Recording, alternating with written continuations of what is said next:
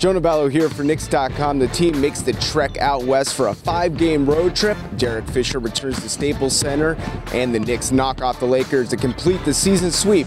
Don't miss a second of the action right here on Knicks All Access Weekly.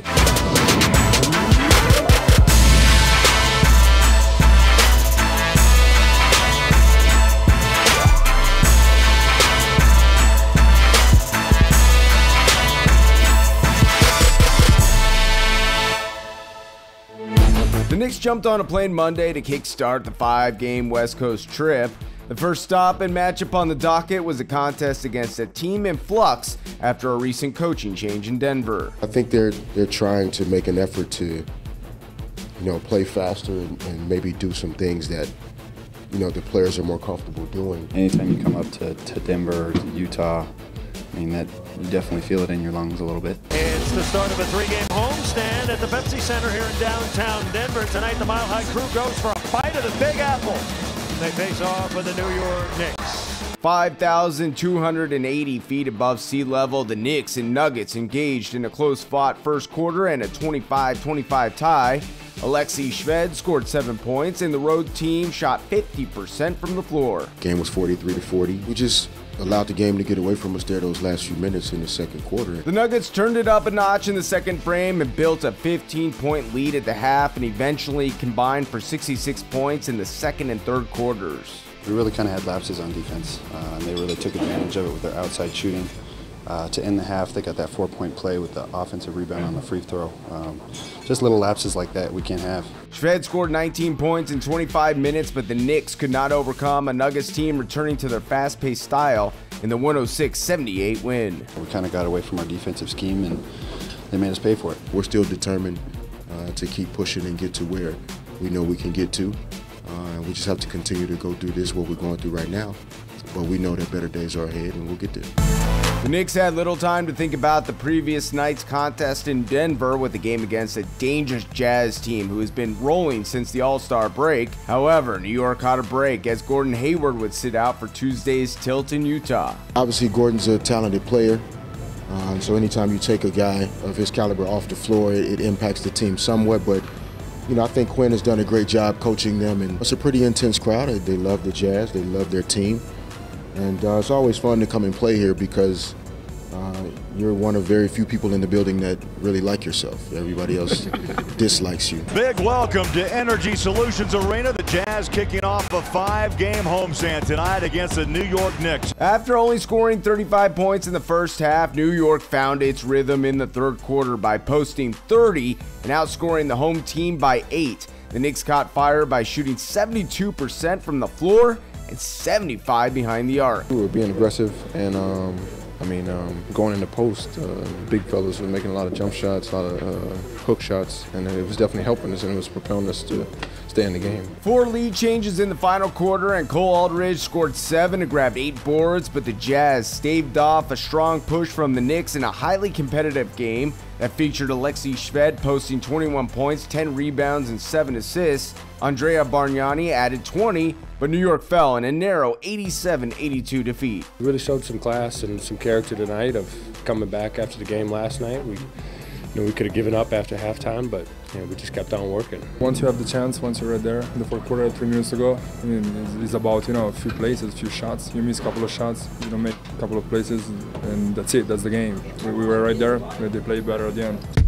The Knicks trek continued out to La La Land on Thursday night at the place where Derek Fisher called home for 13 seasons. Fisher would face his former team where he won 5 NBA championships. Being back here is almost re-energizing and it reinvigorates just the thought process on how we need to keep going to get to the point that we know we can get to. We know that one team has to win, one team has to lose. You always hope it's your team, but there really are no friends at the end of the day. We can be friends in the off season, before and after the game, but once the game starts, it's on. Tim Hardaway Jr. returned to the lineup after sitting for 2 games with back spasms. The shooting guard jumped off the pine to score 12 points, hitting all 4 of his attempts from downtown in the second quarter and catapulting the Knicks to a 35-point second period and a 60-54 lead at the half. They were laying off, a little bit, and They were closing out short, I think, playing a drive more so than me shooting the ball. So, it just helped out me to sit out those last 2 games and, pick and choose my spots on the court and read how everybody was playing us. Tim coming back gave us a great offensive burst. He played really well for us tonight. Clay Anthony played really well for us tonight. But I think it was a lot on our defensive end. New York was firing on all cylinders on both sides of the floor with 9 total blocks as a team, and the orange and blue connected on 50% of its three-point shots in a 101-94 win. Fisher and the Knicks swept the Lakers this season and captured their first win at Staples Center since the 2007 season. Winning in this league on the road is not easy to do, no matter what the records are, no matter who the other team is. So to come in and get a win on the road, it feels good. We got a lot of tough teams coming up, especially with these next 2 games. It's not going to be easy going into Golden State, and Phoenix is another hard team. But we're just going to take it 1 game at a time and try and get 2 big wins and go back to New York. Out to the University of San Francisco, where the Knicks held a practice session to reflect on the first road win of the trip and focus on a tall task on the horizon. It would be easy to come in here today and just kind of, enjoy the California sunshine and kick back and, have some fun. But, being great is not always fun. So we wanted to have some purpose to our work today, and that's what we tried to do. And, we still allowed the guys some space to have a little bit of fun, but it was another work day. The Knicks hit the floor in Oakland for a matchup against the West's best squad. Just one night after a rare loss, the Warriors returned home with all of their starters expecting to play, and New York was expecting a hostile environment at Oracle Arena. They're a good team. They've, of course, 2 great backcourt players with Clay and Steph. Last I checked, all their guys are human beings and can be impacted and affected by good defense just as well as anybody else. And there's no reason to think about it differently.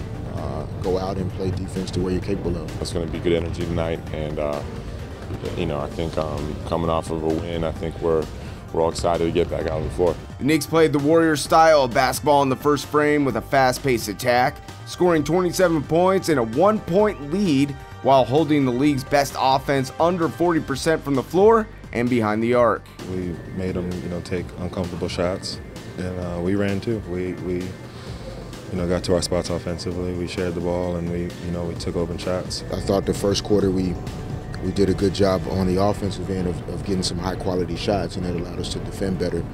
And in the second quarter, we got caught up kind of playing more their style of game. Golden State erupted in the following quarter with 47 points, and the home team netted 8 of 9 shots from downtown as the lead grew to 21 points at the half. I watched them score pretty much 15 to 20 points in less than 2 minutes. We got caught up in playing their game and speeding up a little bit. Once the momentum starts to turn, especially in this building, you can get caught up trying to get back at them. We ran into that tonight. Andrea Bargnani scored 18 and Alexei Shved added 14, but the explosive Warriors held court with a 125-94 victory on Saturday night. We can't get that game back, so that game is over, and now it's time to refocus our energy. We got to make sure that we don't replicate bad performances. On Sunday evening, the Knicks headed to the Valley of the Sun for the road trip finale against a team hungry for a playoff spot and in the thick of the postseason race. This is not going to be, an easy game for us tonight.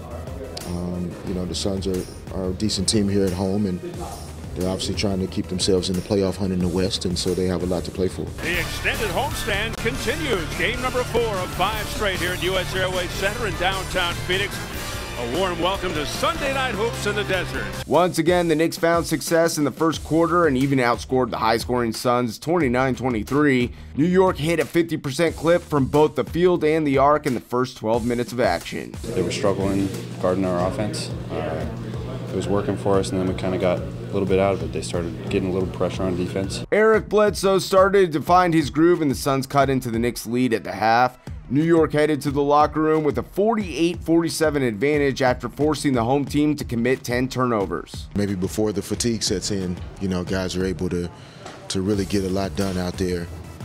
Again, the starters, I think, are coming out and really establishing a good tone. We're having a tougher time sustaining that as we go to the bench and as the lineups start to change some. Marcus Morris was a force in the third period for Phoenix, scoring 9 points and lifting the Suns to a 9-point lead heading into the final quarter. There's a little period where They had 14 of their 20 points or whatever it was in the paint, and you know we struggled getting them out of the paint. We kept on fighting.